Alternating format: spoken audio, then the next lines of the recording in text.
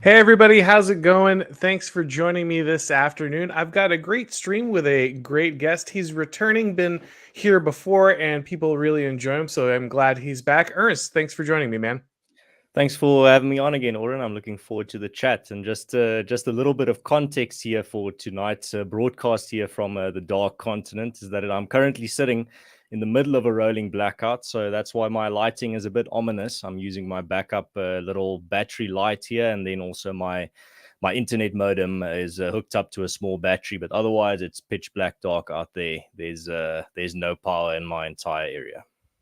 Yeah, it's the excitement of broadcasting from South Africa, and we'll get into a lot of the implications of that here as we go along. I know that the organization you're a part of has a lot of different approaches to that kind of thing, so that'll certainly work into our larger discussion. But the reason I wanted to have you on is there was this debate at the beginning of the year. A lot of people in our sphere probably saw it. It was Carl Benjamin, Sargon of Akkad, and Peter Hitchens. And they were going back and forth about the future of Britain. Peter Hitchens, to his credit, has been saying for many, many decades that Britain was in a very bad state, much worse than people understood.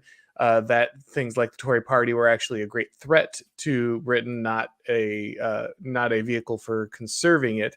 And he, again, in his defense, he was right about a lot of those things. But kind of his approach was, okay, well, this is over, this is done. There's nothing left to save. The only thing left to do now is leave Britain and start somewhere new. And Carl Benjamin took umbrage with that, and he said, look, this is my home, and I don't care how bad things have gotten, whether you think they're in a fixable state or not. My family lives here, my children live here. I want this for the next generation of Englishmen. And so they kind of had a back and forth, and they've kind of made up in certain ways since then. But the first thing I thought of was your essay. You did an excellent essay in I Am 1776 about kind of what it means to fight for your country, when you need to leave and when you need to stay. You've thought about this kind of thing a lot. And so I wanted to have you on to talk a little bit about that subject. So I guess let's go ahead and start at the beginning. How does one know when it's time to leave a place where things have become very difficult?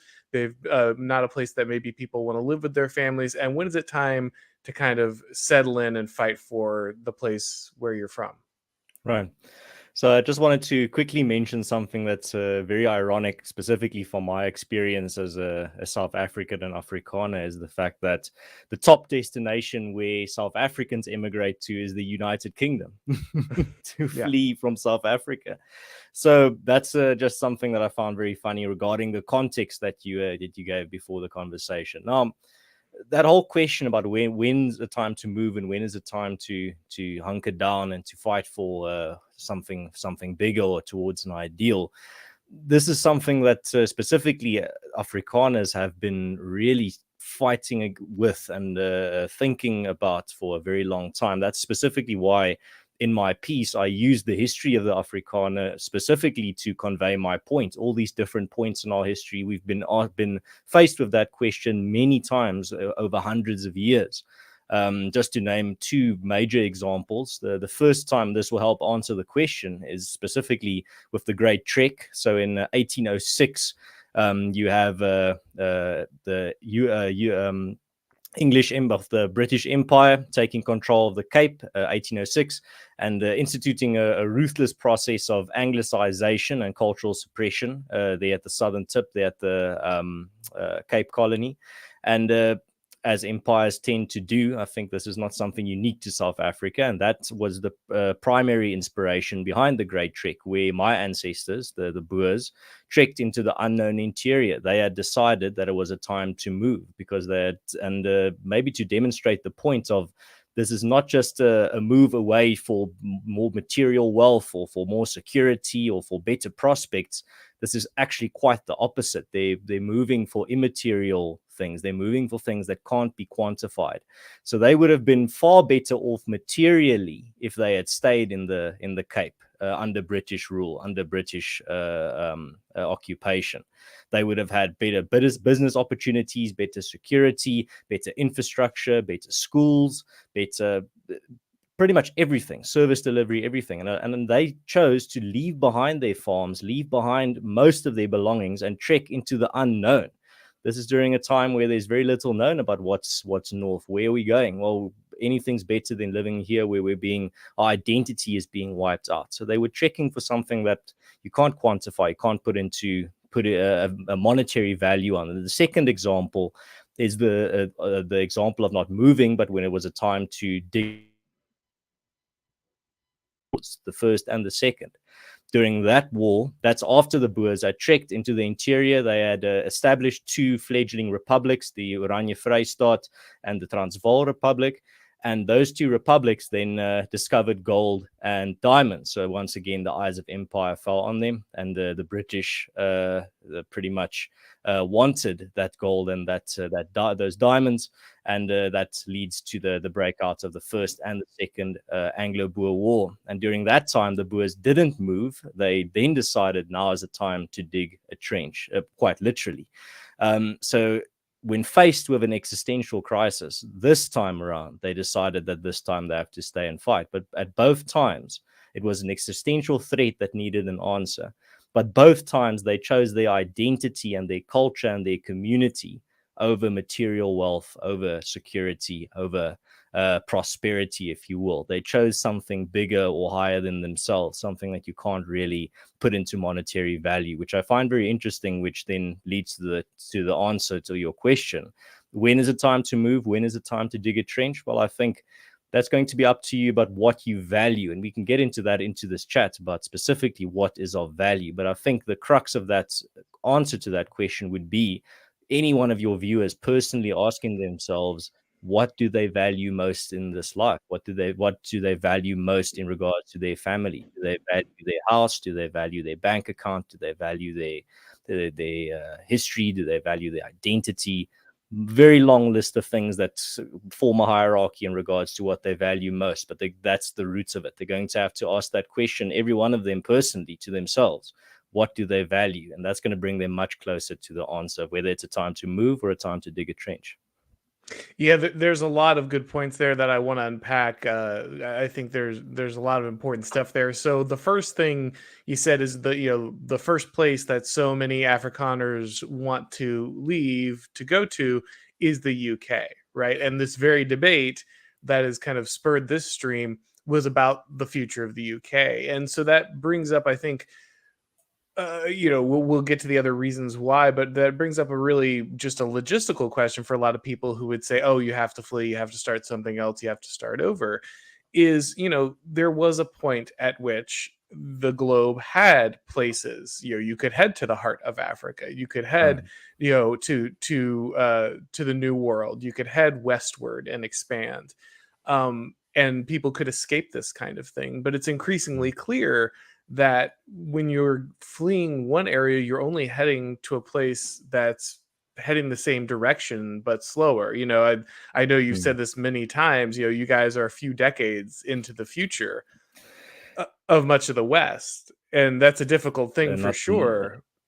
Yeah, it's the saying of living somewhere where the future has already happened. Somewhere it's like South Africa, the future has already happened. Somewhere like many European countries in the United States, you're still living in a blissful past where you're still waiting for the future to happen. But why would you give up the opportunity to get a free glimpse into the future? I mean, that's the most perfect opportunity. But there's another important point that you made there about, in the past, there were places to run to or to flee to. A good example is specifically what Alistair Sparks, a South African political commentator, wrote about in the early 90s. So he wrote then when the 1994 elections were on the horizon. He wrote about the cultural anxiety that he saw Afrikaners experiencing around him. And he himself wasn't an Afrikaner. He was an English-speaking South African. But he understood the anxiety. He wrote in his book that because what he saw around him, he just looked at his own experience and the experience of the Afrikaners. And he realized that should this 1994 experiment of New South Africa not work out, Alistair Sparks realized that he could emigrate to, as an English South African, to any other country in the Anglosphere, whether that be Australia, New Zealand, Canada, England, and the like. And he would still be relatively at home in a community that speaks his language and largely shares his values and his culture and his British heritage with him. That's not the case with the Afrikaners. We have nowhere to go to. It's often a common misconception that people just think we're just Dutchmen living here at the southern tip of Africa. It can't be further from the truth. We've very clearly and distinctly become our own cultural group and our own group here at the southern tip of Africa, a folk, if you will. And we don't have anywhere else where we can go where we will be surrounded by our people that speak our language and that share our culture. And a good example of that is where during the Anglo-Boer War, the Boer general Christian de Wet, I think it was Christian de Wet that said, let me just check here, that said, yes, that I would rather stand with my people on a dunghill than in a palace among strangers. So that's at the end, or near to the end of the Anglo-Boer War. And you have to understand it in the context as well of nearing the end of the Anglo-Boer War, is that you're in a situation where your guerrilla fighters are fighting against this empire, against the existential threat, but your women and children have been put into concentration camps and they're dying at a rate where more women and children died in those concentration camps, Boer women and children, than soldiers on both sides combined. And then the Boer resistance basically came to the conclusion that worth our extinction. That was pretty much the conclusion that they came to. We have to surrender, because if we keep fighting, we're fighting for our sovereignty, but there's not going to be any of our women and children left if we do. So once again, that's the point that they've reached. And there's a great quote by MP van Wyk Louw, one of the great Afrikaner philosophers, that actually demonstrates this perfectly, where he says, as is always the case in South Africa, it is the Afrikaner who is once again in the trenches. Because for him, it is not primarily about profit or loss, but about survival or ruin. So again, you're at this point where it's not just a case about deciding, should I go to somewhere where I'm going to have better opportunities or not, better safety or not. It's a question of, am I willing to move somewhere and my identity going extinct? Am I willing to be part of that generation that forgoes our Afrikaner identity and becomes and assimilates into a new one abroad? Yeah, I think it was really important too when you were talking about, like, look, sometimes you might have to move to preserve your people and your way of life. It's not always about just the staying. It's not focusing on the material, and that's really important because, unfortunately, a lot of people today in America have this narrative of the land of opportunity, which it certainly was. Like, that's a real part of the American experience, was the people who better their fortune and materially prospered, by taking chances in America. But people also, I think, then forget that so many of those who fled to America were themselves attempting to protect their identity, saw themselves as persecuted, saw their way of life as being eliminated in other parts of Western society at the time, and they wanted to move somewhere to protect that as well. And so that focus and that understanding of, the material might be part of the story, but really at the end of the day, whether you're moving or staying, it's the protection of a way of life and a culture and a people. And I think, and you mentioned this a little bit before we get started, so we'll kind of get a little deeper into this, but I think one of the big differences between, like, Hitchens and Carl Benjamin was that, I guess maybe Hitchens thought that the way of life could continue, or that there was no cost for leaving the geographic region of his ancestors, as where Benjamin was specifically like, no, we're here. This is where I want my children to be raised. It matters to me. It's not there, we're not just moving somewhere else and fundamentally changing the way we live and the people around us and the land around us so that we don't have to deal with difficulty. we're going to be here and we're going to be part of this, and that's going to be essential part of who we are and who my children will be. And I think that's something that not enough people understand when they say, "Oh, just move. It'll be fine." Mm. Yeah, Auron, that's this is where it gets a bit controversial. Not in a sense that YouTube is going to do anything to you, but in a controversial where it gets emotionally controversial, because it is a difficult decision for many people. I mean, I come from a culture that is now being very negatively affected by a very high immigration rate. A lot of Afrikaners are immigrating to other countries and have been for a long time. But there is a critical question here that needs to be addressed, or a critical perspective rather that needs to be looked at. A lot of people that advocate moving, like Mr. Hitchens, will often have a bias towards just looking at all the benefits of moving. But when they are asked, and they will pretty much just in passing mention the cost and say, yeah, of course, it's not going to be all sunshine and roses, in some vague passing comment. But they don't really get into the real dark side of the real implications of moving. Like I said, as I mentioned earlier, one of the heavy costs is the fact that your children will not grow up sharing your identity. Let's take an Afrikaner, for example. If an Afrikaner like me were to immigrate to Australia, to Canada, to the United States, my children will be growing up as young Americans, Canadians, or Australians. They will not speak Afrikaans if they are very young. If they are born there, they will definitely not speak Afrikaans as their first language. Even if I do everything within my power to raise them in Afrikaans, my language, they will not marry another Afrikaner in the United States or Australia, except if I'm an incredibly cruel parent and say that they're only allowed to marry another Afrikaner in that country. It's almost certain the next generation will be Americans, Australians, Canadians, whatever. They're not going to be Afrikaners. They're not going to have a connection to the Boer War. They're not going to have a connection to the Great Trek. They're not going to have a connection to the Afrikaner identity. They will have a new identity. Now, for many people, that's not a big deal. That's fine. I'm not judging anyone for that. For me, it's too high a cost. For me, it's my ancestors have been here. I'm 9th generation. My ancestors have been here since 1688. My ancestors have been in South Africa or Southern Africa longer than the United States has been a country. They've gone through wars and treks and a lot of trials and tribulations, and they're still here. For me to move now, especially to move to the Anglosphere, would be a very big, a strange thing if I were to tell my ancestors this is what it's come to. You fought against the British Empire, and your descendant is now moving to the center of it. But yeah, that's a different topic. The main thing. And I've written extensively about this, but in Afrikaans, because like I said, the whole immigration question is a very sensitive but also important debate within the Afrikaner community. And for me, it's very simple. It's all about what costs are you willing to bear. And those costs when you move are not material costs. They are immaterial costs. They are costs that you can't, like I said, put a price on. They're not costs that you can quantify. They are costs that your ancestors understood very well. My ancestors understood them very well.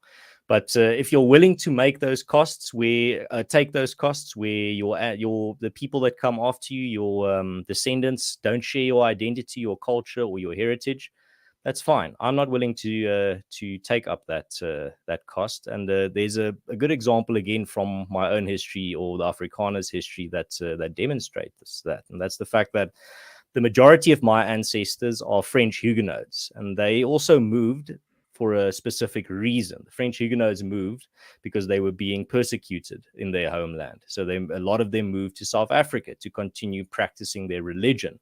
They didn't move to preserve their French identity. They moved to preserve their religious identity, to be able to still practice their religion and worship their God.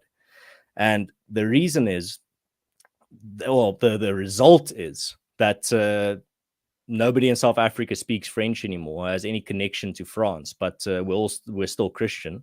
I can't string a sentence together in French. I only know omelette du fromage, and that's about it. But when it comes to my religion, I'm still a Protestant, just as my French Huguenot ancestors were. So they succeeded. They were able to ensure that their descendants were still able to practice their religion. But they didn't move to preserve their French language or their French identity, because that would be, in their time, they would have known that would be preserved in France. So that's not a big deal. The identity, even if they were to lose their identity, they would always be Frenchmen and French in France. So that just demonstrates that point of, I think the critical question here is the reason for moving. Are you moving to give your children a better opportunity, to give you and your family more security? These are all noble goals. I mean, I can't knock any of them, but you should also, or are you moving or staying to preserve your identity or to practice your religion, or many of those things that you can't put a price or a quantity on? And it's a difficult question. It's something, like I said, it's in South Africa, very sensitive and controversial debate. It can get very heated. But again, I think it is because it is dealing with things that are very deep. It's dealing with things that not willing to admit that this all is about matters as deep as identity and your existential issues. Your subconscious understands that it is, and that's why it's such a provocative and emotional debate, because your subconscious and deep down, you know what's at stake, even if you're not really willing to admit it openly at that point. No, I'm interested, and obviously this dynamic might be very different in South Africa, but it is a dynamic that I think plays out in both America and Britain. So maybe you can tell me if there's a similar one there. I think a lot of this for people is generational. I think that a lot of the previous generations in both America and the UK felt like they were doing fine, or maybe some of them realized that something was wrong, and like Hitchens, they pushed back, but they weren't really effective in it. And now that perhaps the tipping point has come, so many people of that generation, kind of the boomerish generation or the late Gen X, they look at it and they say, well, I did my part and it didn't work, and so there's just no solution now. As opposed where it's the young, I think, who see this as something that has to change. They're the ones saying, no, we can't just sit back and say the game is done, this is over, we have to find ways forward. And so I wonder if, again, it could be very different in South Africa, but is there a generational aspect to this as well? In South Africa, not as, in my experience, not as clearly. In South Africa, there's more of a heritage or background aspect to it. So if you grew up in a household that didn't really instill values or a sentimental nature or appreciation for your culture, or a pride or a appreciation for being a Boer or for your heritage, or taking pride and taking or many positive emotions from your identity, and your identity is very important to you. If you grew up in that type of household, then in my experience, those types of people are a lot more connected to Africa and would rather stay here, even if things get tough, to give their children that opportunity as well. Because there are things that are, like I said earlier, keep getting back to that. There are things that you can't quantify. There are things that, I wrote about this in a recent piece for the European Conservative as well, where if you compare Africa to Europe or the Western world, there's a lot of security and material prosperity in the West, but it's also being ravaged by mental health catastrophes and a struggle to find meaning in monotonous modern life. Many youths of identity, and the thing is, it doesn't really happen in places where people have a strong sense of identity. When you have a strong sense of identity, there's something that roots you. There's something that you can stand on, some solid ground, even if things around you are quite tough. And I think Samuel Huntington actually put it best, where, he wrote that very seminal and very inspirational and a prophetic essay back in 1997 called "The West and the Rest." In that essay, he says that in the post-Cold War world, the most important distinctions among people are not ideological, political, or economic. They are cultural. People and nations are attempting to answer the most basic question humans can face. And that question is, who are we? And they are answering that question in the traditional way by reference to the things that mean most to them. So that again comes back to that point of you have to personally ask yourself what is most important to you. That's going to vary from person to person. You can't really prescribe that to any specific person that these are the things that you have to value. You're going to have to ask yourself genuinely deep down, what are the things that at your core form a part of you and that you can't just throw away. And that's important because if Huntington is right and that our time is going to be defined by quests and quests for identity, quests for community, that we have boatloads of here in my community here in Southern Africa, as dysfunctional as it may be. Me and my colleagues, for example, know exactly who we are, where we come from, and where we're going. I mean, I'm here. If what I was telling you here, Auron, if I was just LARPing or if I was just pretending, I think that would be a very dangerous LARP if I'm here in Africa. I mean, right. I'm kind of the proof of my own theory or the proof of my own convictions that I'm still here sitting in a rolling blackout. Well, I wonder, do you think, is it a function of affluence and ease, the inability to maintain and find meaning through identity? Do you think that's a major component in kind of eroding that? It's interesting that you mentioned that because just the other day I read about so there was this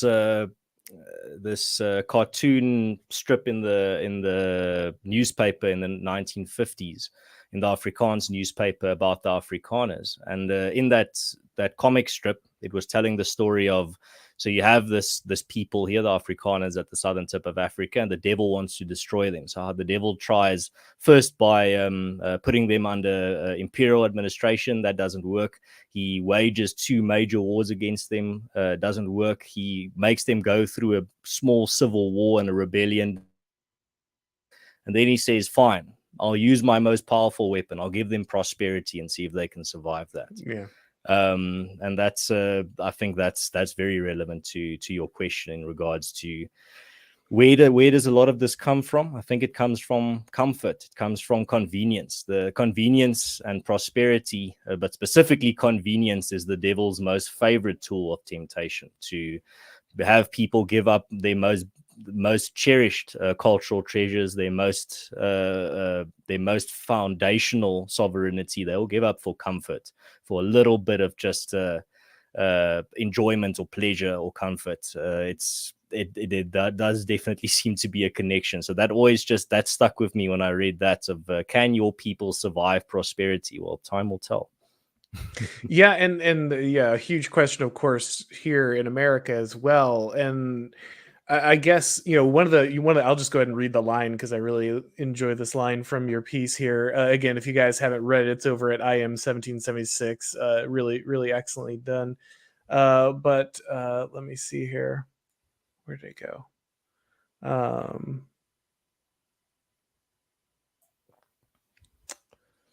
Now I've lost it. I had it marked right here.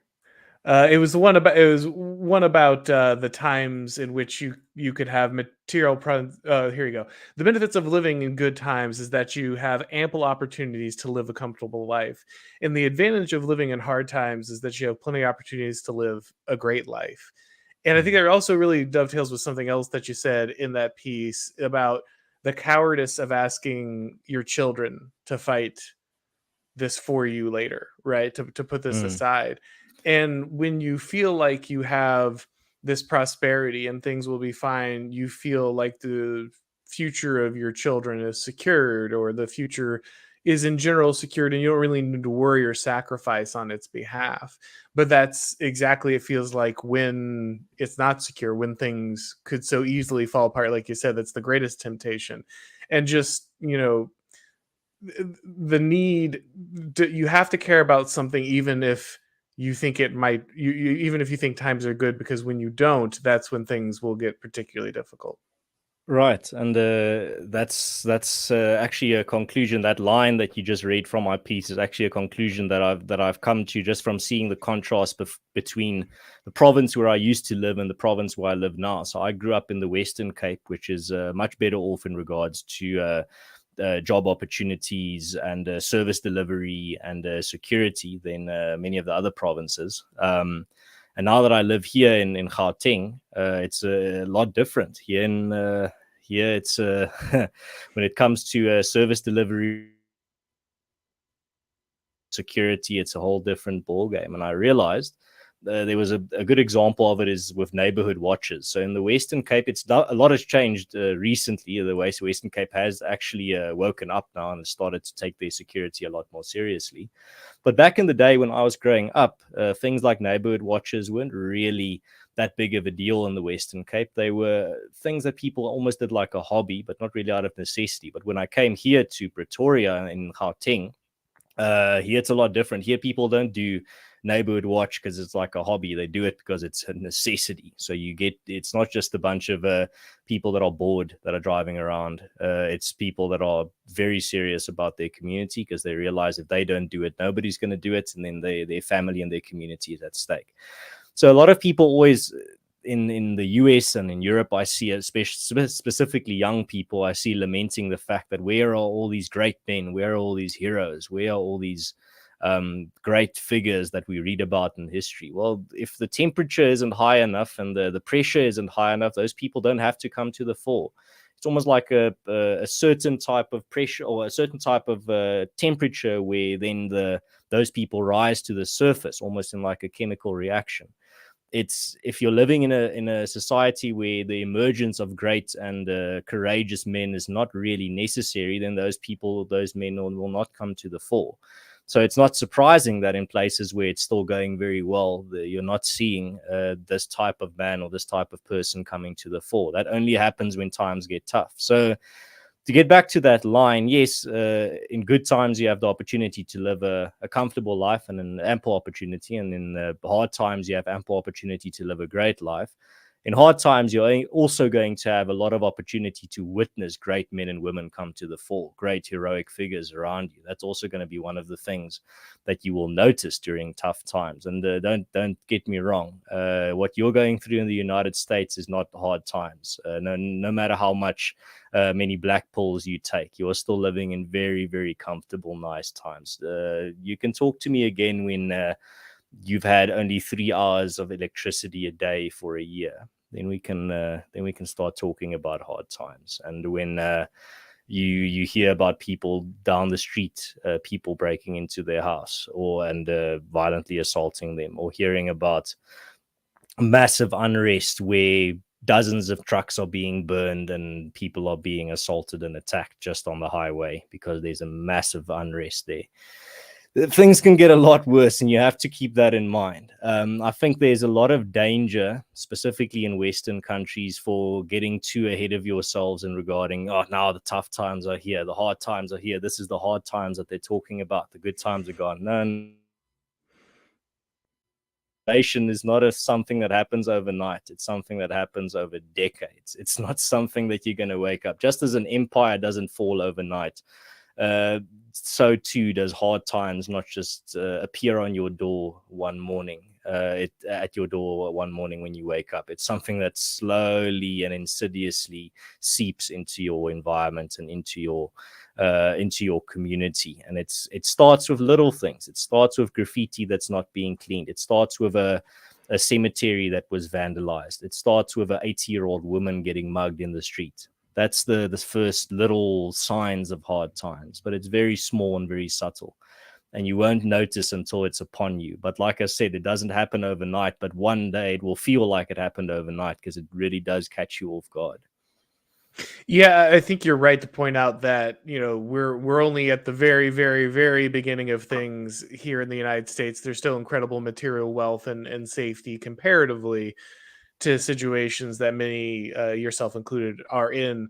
I do hope, but that's one of the reasons we have this conversation, right? One of the reasons we're talking to someone from the future is is in hopes that it might change, because we are seeing those things, with those little things that you're talking about, those signs, those indicators that do tell you that the thing, what's approaching, they are here, right? We do have unchecked riots in the streets. We do have cities that simply allow, mass theft without any penalty. We do have, uh, you know, police unable to arrest criminals due to political restraints. We do have these things starting. We do see, I believe trying to think, as Wells Fargo just announced that it's going to pare back its mortgage lending except for minorities here in the United States.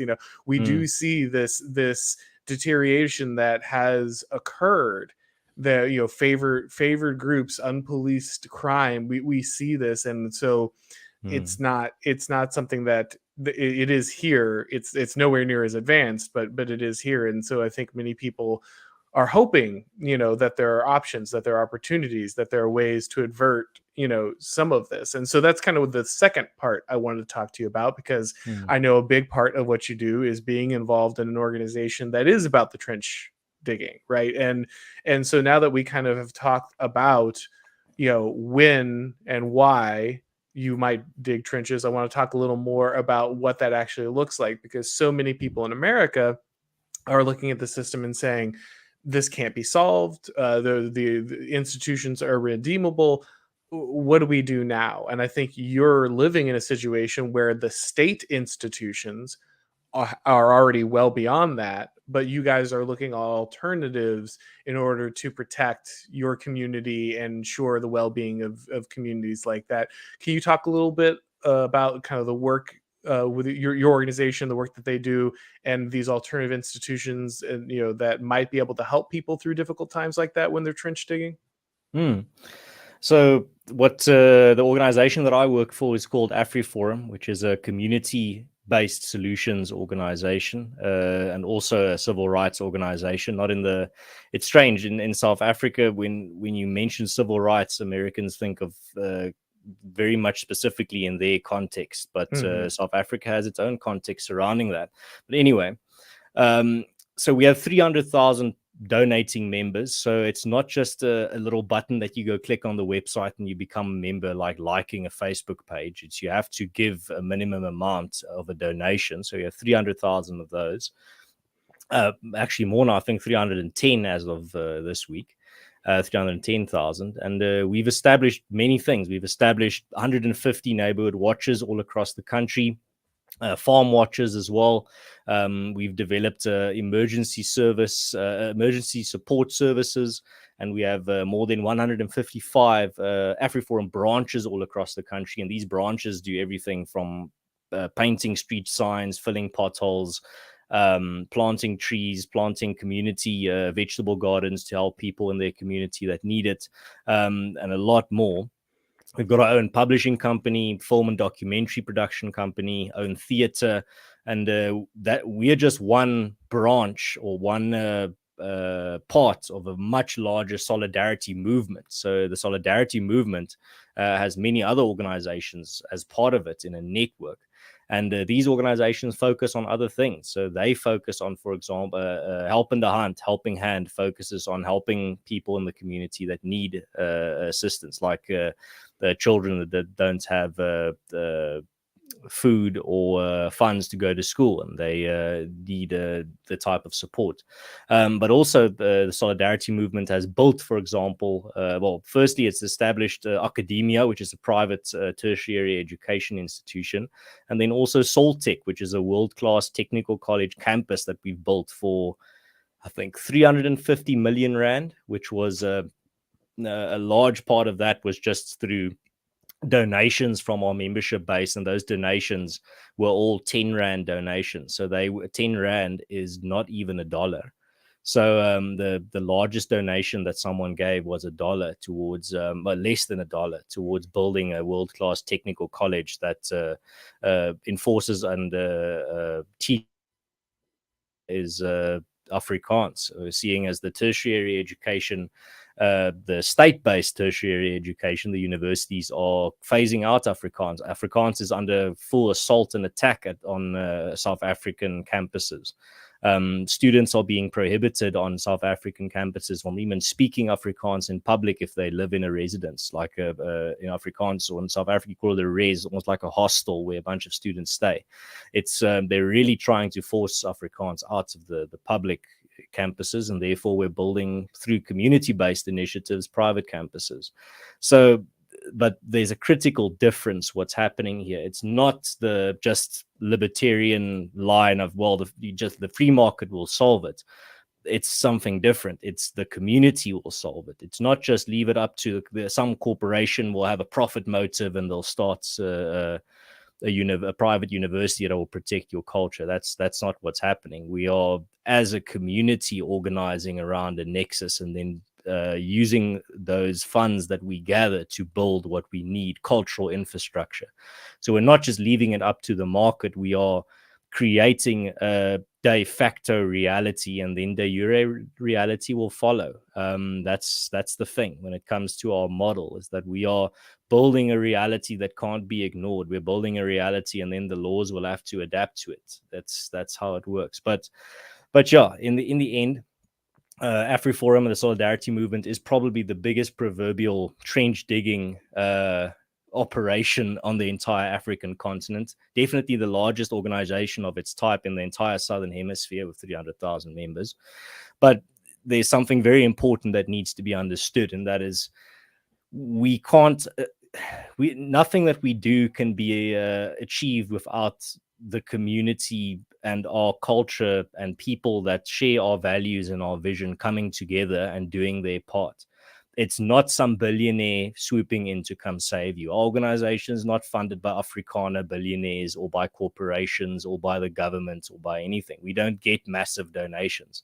We have a membership base of hundreds of thousands, and those people give, in dollar terms, probably $3 or $5 a month, and we use that money to then build all these institutions and to build all these solutions and to fill thousands of potholes and to establish 150 neighborhood watches that get very special training in regards to being able to keep their communities safe. And this is the only way, but this is what you're going to have to understand is, firstly, you can't just say, well, we'll just leave it up to the market. You're going to have to organize actively around a common vision and an ideal. You can't just say, well, if the demand is there, the corporates will fill the void. But then secondly,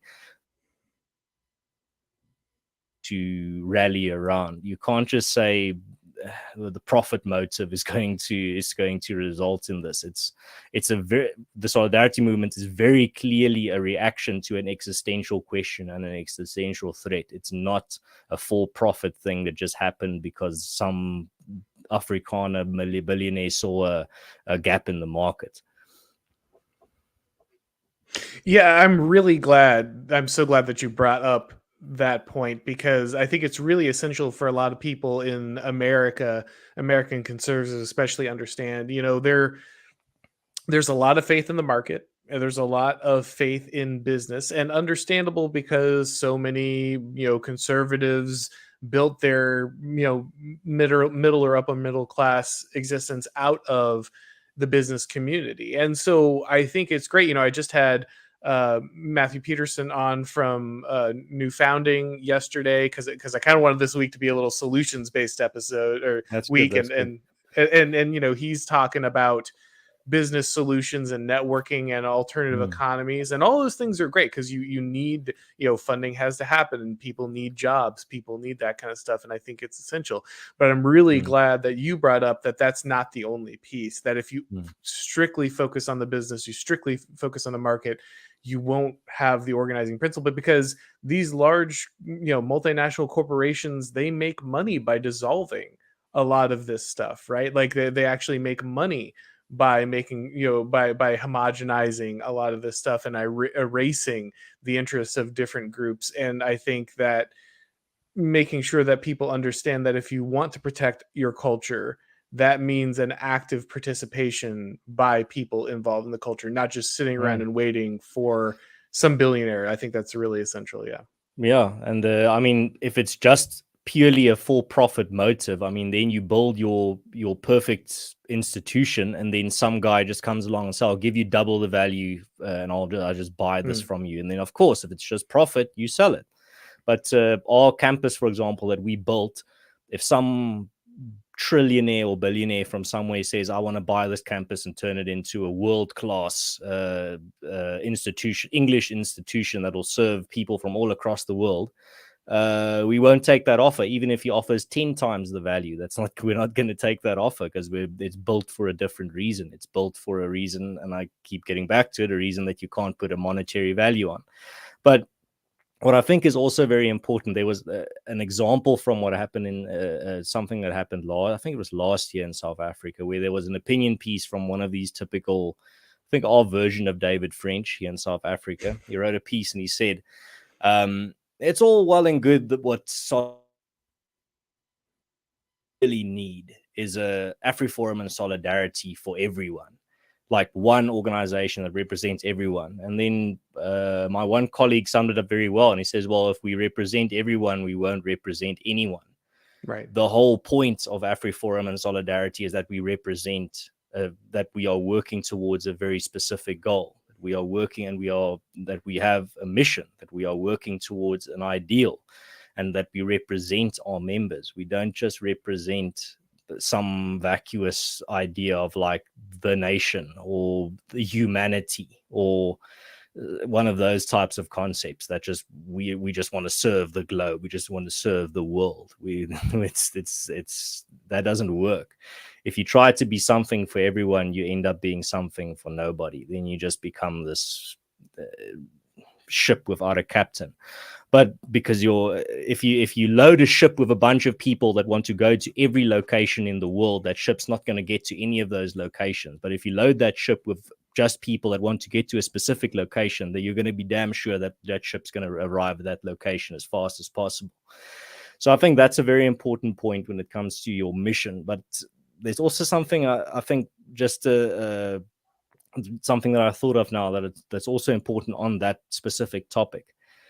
And that is the implications of your actions. So, or the implications of your projects and everything that you attempt.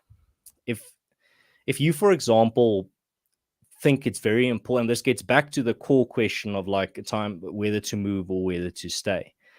Let's take the example of, and this is something that's in our circles has been talked about a lot, of like, and you reference it very specifically sometimes, like the need to win or the wanting to win. But there's a critical question that needs to be answered, and that is, are we willing to give up everything to win, or are there some things that just can't be forfeited, and it pretty much means that we forfeit our soul in order to win, like that very famous verse of what will it profit a man if he were to gain the whole world yet forfeit his soul. And I think that's one of the things that needs to be discussed robustly and honestly, is that if you are willing to give up your core values in order to win, if you're willing to give up the very things that make you and your community and your people what they are, if you're willing to give up those things in order to win, then how valuable are they really? What message are you sending to people? If your whole thing is, how can you expect people to stand up for your values and for your principles and the things that you hold dearly, if you send at the same time simultaneously a message to them, I want you to stand up for these things, but also we're willing to give to forfeit and sacrifice them in order to win?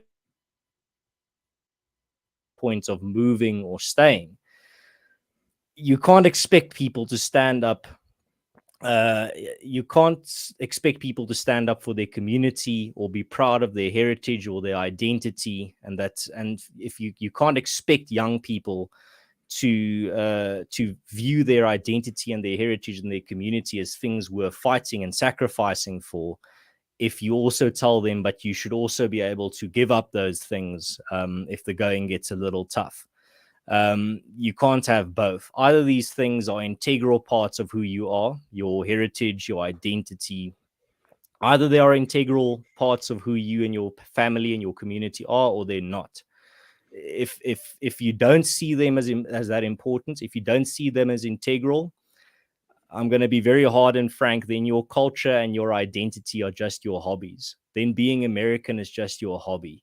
If they are not integral, if you're not willing to fight for them or to sacrifice them, then your identity is just a hobby.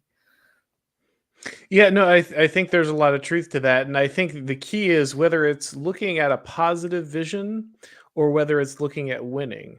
Whenever you're trying to Mm, understand either of those concepts, they can only exist if you understand the people they are in service to, right? If you're going to create a positive vision or you're going to win on behalf of a group, the only way it can happen is if you understand the values and the, what does winning look like for a mm, group involves the continuation of its values and its culture. And so if you win by decimating every bit of that, then yeah, you may have won nothing in the process, which is a really essential part of, to keep in mind. I have one more question before we get to some super chats that are starting to stack up here. mhm, One of the things whenever I talk about parallel institutions, that I hear from people is, well, eventually they'll just come for those institutions, right? Eventually mhm. they'll just come and they'll take whatever you built and they'll destroy it, and then you'll have done nothing. What do you say to people who say, well, there's no point in building these parallel institutions because eventually at the end of the day the state will just come and they'll demand them, and then you'll have nothing Mm. out of it?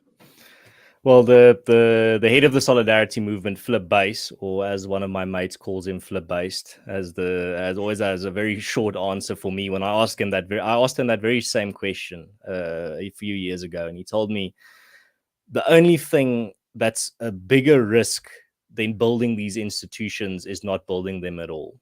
Hmm. The only thing that is a bigger certainty of defeat would be to just accept defeat in that moment. At least we are attempting. At least there we are at the odds are stacked against us. There's a lot of risks and dangers in.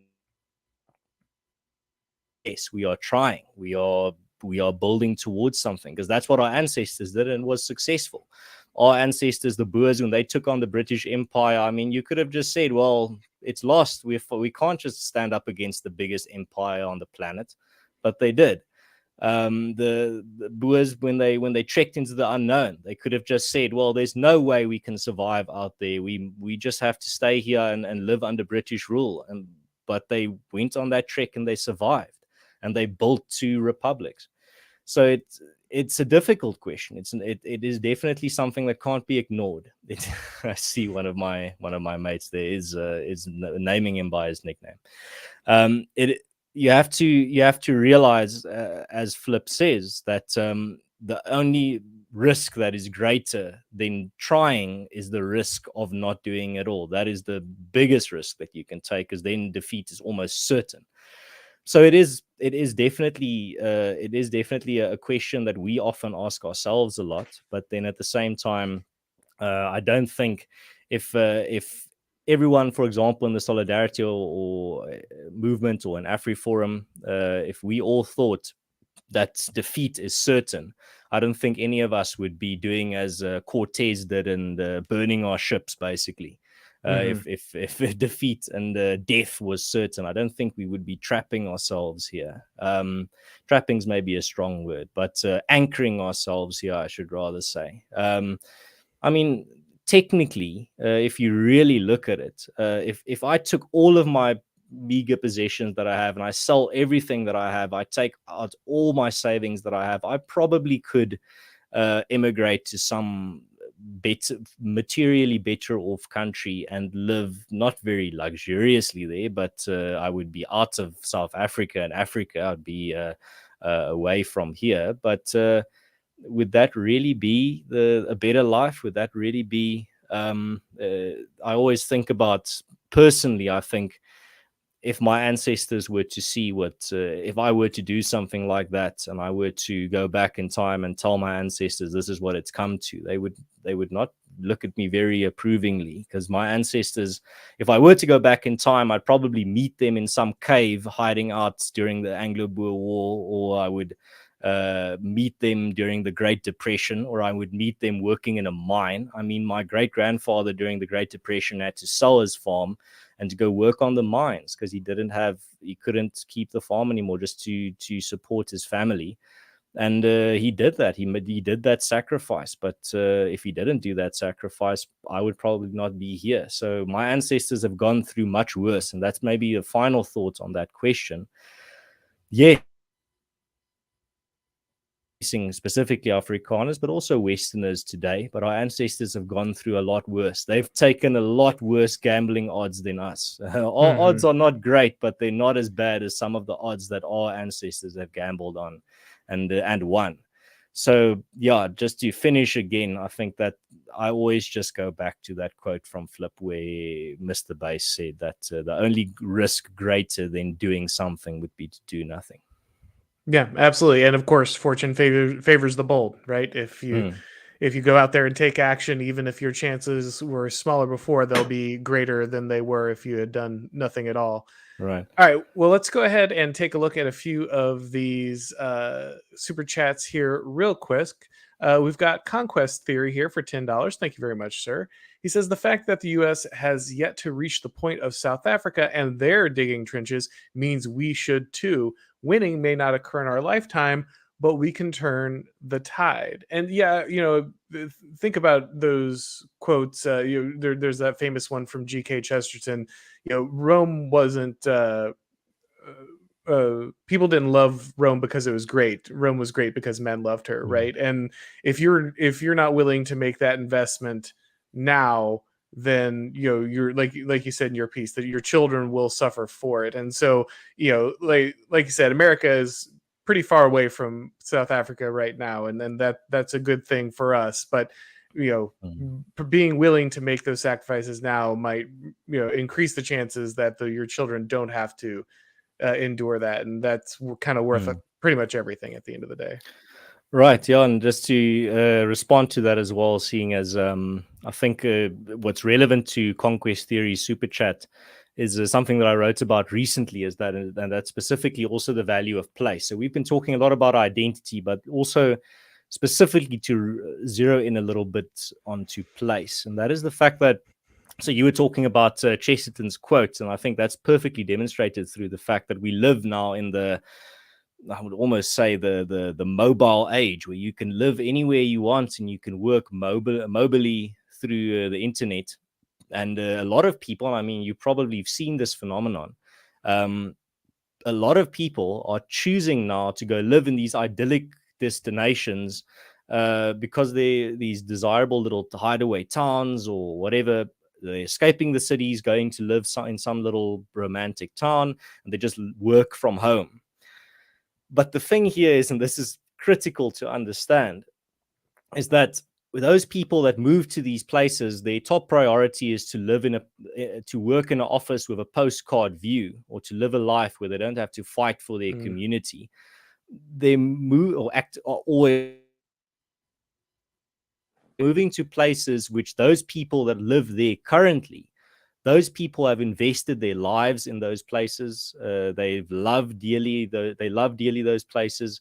Their ancestors have lived there for generations. They've been in those little towns and those beautiful little places through thick and thin. The reason why those places that you're moving to that are so beautiful and serene and idyllic, these trad little towns, the reason that they look like that is the fact that the people there didn't move. The people there have been working and investing and preserving those towns and their identities for hundreds of years, generations.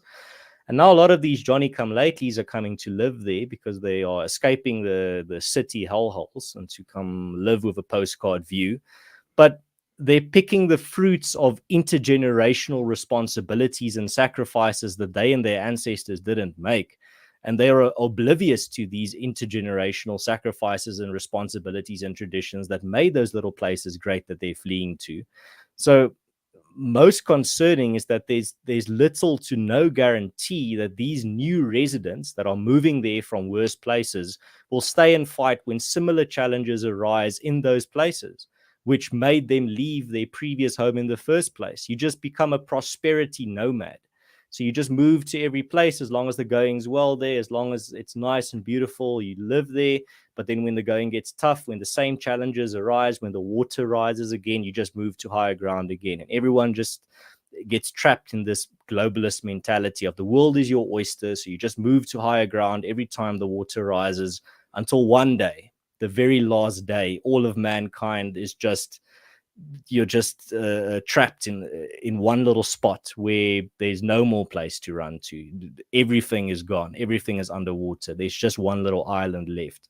Then there's nowhere to run to anymore, and you failed to build walls, you failed to build dikes, you failed to build what was necessary to stop the water from rising, or to stop the rising tide. You just kept fleeing until the point where there's now no more ground to flee to. So that's, I think, that quote from Chesterton is very important. The fact that Rome was great because people loved her.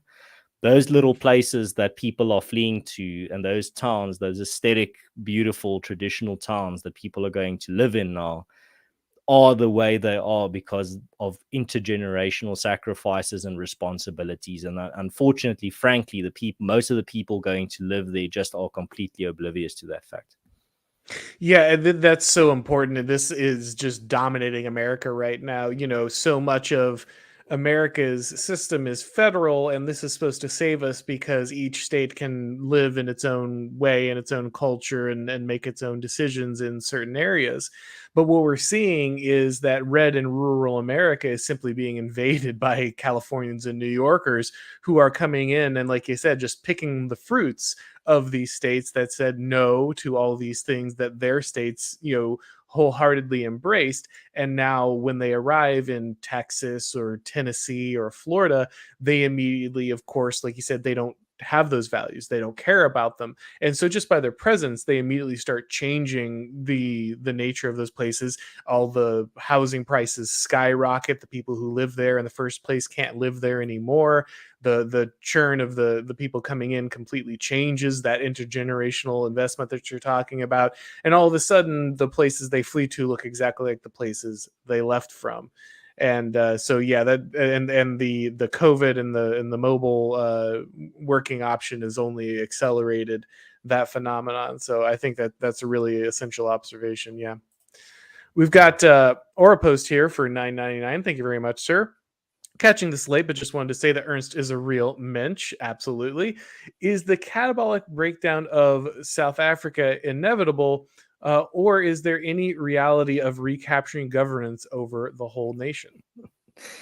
Let me answer that very quickly and very briefly. I don't think Afrikaners have any interest or anything to gain from controlling the government apparatus.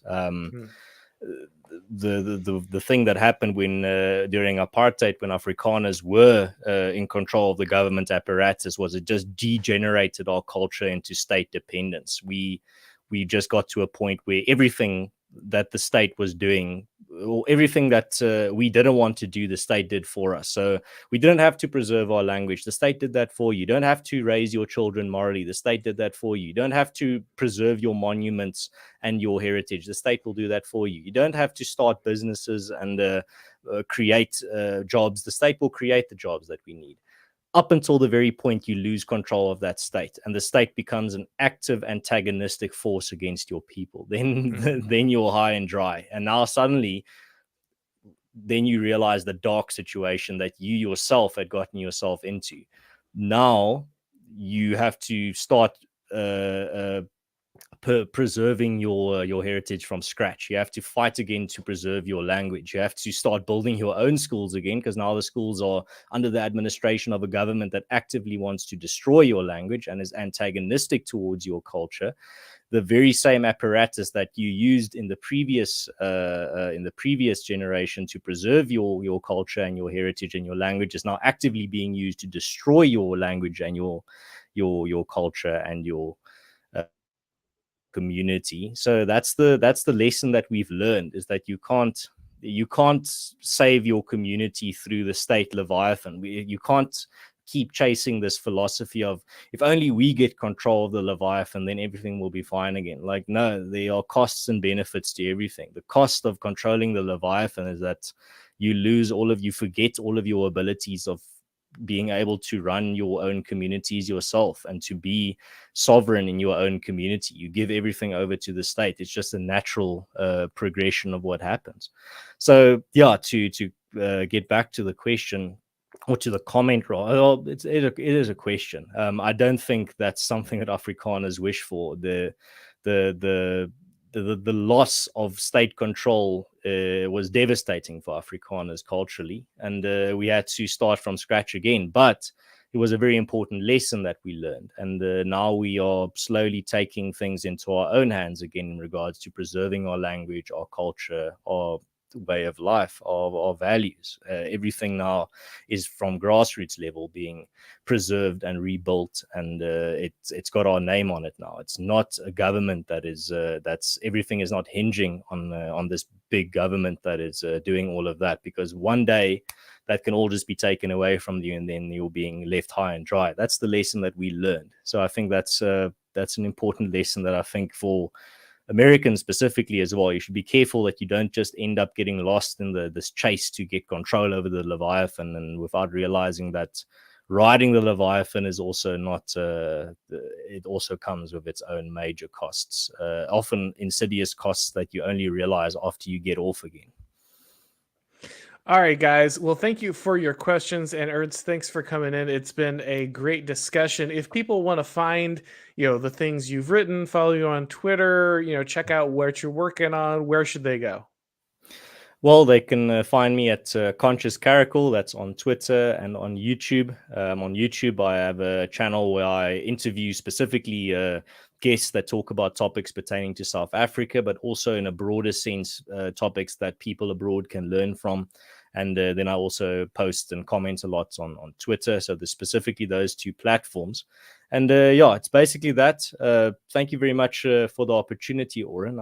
This is a topic that I think, speaking to someone on the outside looking in as well, helps me get new insights or come to new insights when it comes to it's an ongoing debate. It's something that Afrikaners are struggling with, but struggle in a good and a negative sense. It's this weird duality where we are struggling constantly with, should you give up your identity for a secure and prosperous future, or are you only 2 or 3 generations down the line? But yeah, I think what's also important, just a final thought to keep in mind, is the fact that you're going to have to ask yourself, Americans, British, Europeans, Germans, whatever, all of your listeners are going to have to ask themselves personally a question, that is, whether you are willing to go down in history as the weak link which has severed your great cultural chain connecting you to the past and the future. Are you going to be remembered as the first generation of your people who, when faced with the existential challenges of your time, answered that the challenges are too great and too insurmountable? I don't have it in me to say that I'm going to just give over to saying, fine, the challenges are too big and I am willing to go down in history as the first generation to say that, because I know I would be the first generation to say that, because of the generations before me had said that the existential challenges of their time were too great. I would not be here today. So I refuse to be the first generation in that chain to sever it. And I think that's maybe the last question I would leave your audience with, is they have to personally ask themselves, are they willing to be part of the first generation to say, the challenges facing us in our time are too great. We're going to have to throw in the towel. That's it. Then you're going down in history as that guy. You're going down in history as the first generation to say that. Are you willing to do that? That's the question. No, a really powerful question. And even though, like you said, we're in very different places along that journey for that question, it is one that I think a lot of people have to face. So it's definitely good to speak with people at different stages of that journey so we can better understand, the answer to it. So I appreciate it. Glow in the Dark here jumped in real quick. Wanted to get you before we go for $5. Thank you, sir.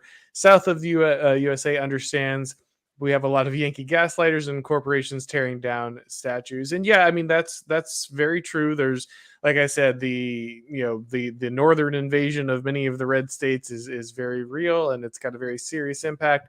But like Ernst said, at the end of the day, you've got to decide, that is going to exist no matter what, and you have to decide, are you going to be able to stand up for that, and more importantly, are you going to be able to form a community that's able to defend it outside of perhaps some of those failing institutions, which I think is the most interesting thing that many people like Ernst, who are in kind of a little bit of a future situation, can bring some wisdom to, for people like us who aren't quite there yet, but might need to learn those lessons in advance. All right, guys. Well, thanks again. I appreciate all the questions. Ernst's a great guest. Always love having him on. Thanks for coming by. And as always, we'll talk to you next time.